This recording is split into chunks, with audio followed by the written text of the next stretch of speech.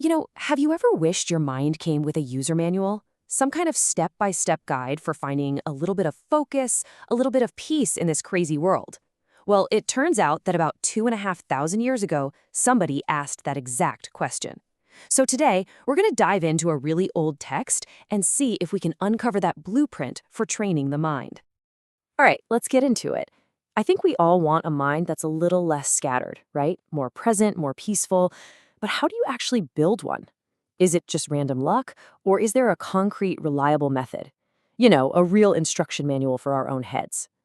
So this question came from a man named Gaṇakamoggallāna. And get this, he wasn't a monk or a philosopher, he was an accountant, a numbers guy. He'd look at a big, beautiful palace and see this logical, step-by-step process he saw in his job every day. So he goes to the Buddha with his brilliant question, hey, can we do that with our nines? Can we apply that same kind of gradual, systematic training to our inner world? And the Buddha's answer was basically, absolutely.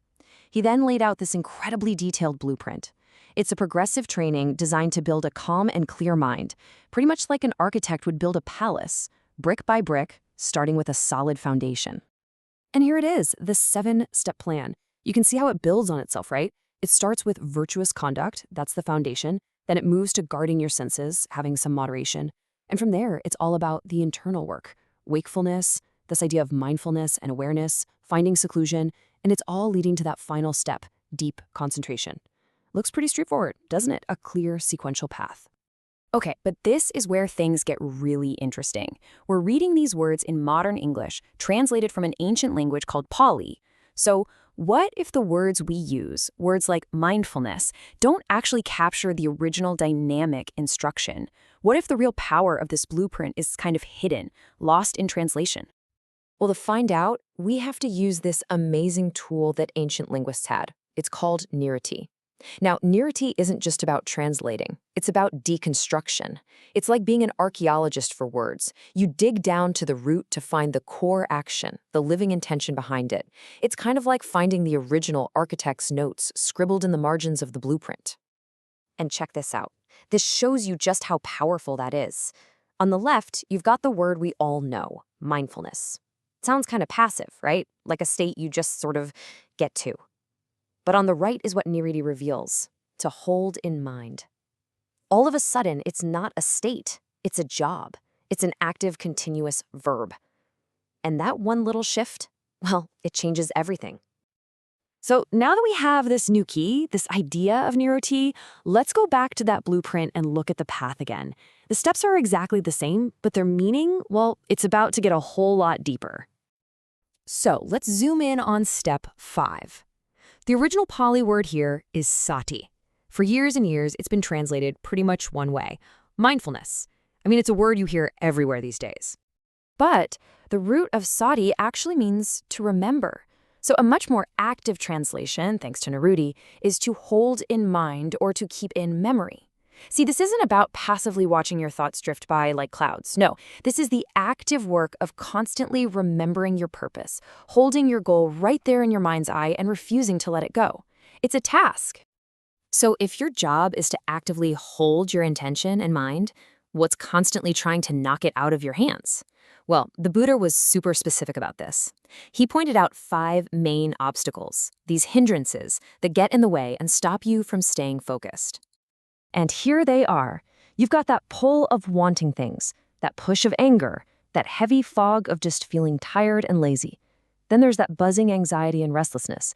And finally, the thing that just stops you in your tracks, doubt. This whole gradual training is basically designed to help you spot and overcome these 5 static generators in your mind. So all of this brought our accountant, Gaṇakamoggallāna, to his next logical question. He's thinking, okay, if this perfect blueprint exists and the perfect guide, the Buddha, is right here to explain it, then why doesn't everyone who tries it succeed? Why doesn't everyone make it to the destination? And that is such a fantastic question, right? It gets to the very heart of any self-improvement journey.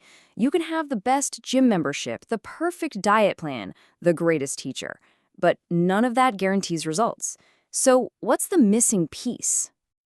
The Buddha's answer is so simple, so profound, and it puts all the responsibility right back on us. He just says, what can I do? A guide can only show the way. Think about that. A guide can give you the map, they can point out all the dangers and the shortcuts, but they can't walk the path for you. And to make this crystal clear, he tells this great little story. Imagine there's a traveler, and they want to get to the city of Rajagaha. So they find an expert guide who knows the road inside and out.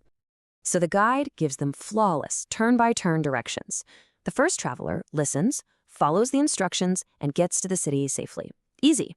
But then a second traveler comes along, gets the exact same perfect directions, but they get distracted, take a wrong turn, and end up walking in the complete opposite direction. Now, is that the guide's fault? Of course not. The map was perfect, the guidance was perfect, the walking was flawed. So what does all this ancient conversation, mean for us right here, right now? Well, it ties everything together, the gradual path, the idea that this is active mental work, and our own personal responsibility in all of it. Here's what it all comes down to, really. There is a blueprint for a more focused mind.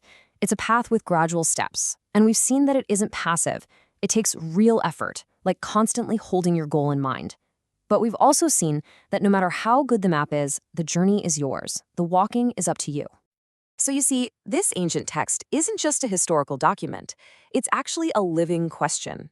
It lays out the map, it clarifies the destination, and then it turns to you. It asks, now that you've seen the blueprint a little more clearly, now that you know the first step is an active choice, which direction are you going to walk?